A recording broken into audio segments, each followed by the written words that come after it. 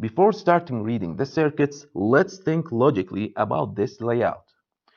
We've seen previously several types of light fixtures. However, it's clear for you the large amount of light fixtures.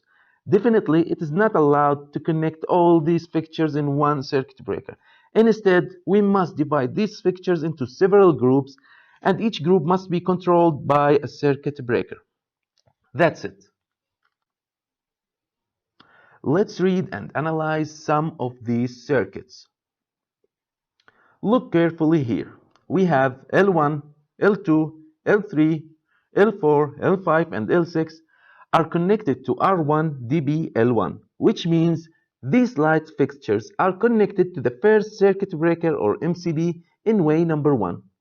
You should know that the first circuit breaker in each way is the red phase, and that's why I mentioned R1 here. Again, R1 means way number 1. Red phase means the first circuit breaker in this way. As we've said in section 4, each way consists of 3 phases: red, yellow, blue. Is that clear? Okay, let's continue. This symbol refers to a one-gang switch.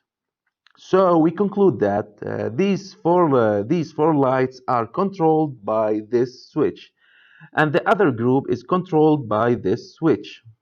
But both groups are controlled by one circuit breaker, which is R1 in dB-L1. Is that familiar to you? Yes, it is, because we did similar wiring in section 3.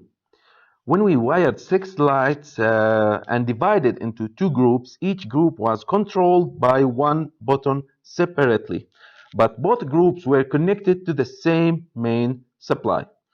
Have you forgotten this? If your answer is yes, please go back and review section 3, because the same principle is applied here. Loops using live wire and neutral wires. Then connect the live wire to the one-gang switch. Meanwhile, you make a loop between group 1 and group 2 by using a neutral wire. Again, why? Because you want each group to be energized separately, so you don't need to make loop by using live wire only, neutral wire. Okay, let's continue. The same procedures for the second group. Finally, connect the neutral wire to the DB as shown, then make a loop between the COM terminals and the switch. After that, connect the live wire to the main supply or to the MCB as shown. Okay, we will stop here and continue in the next video.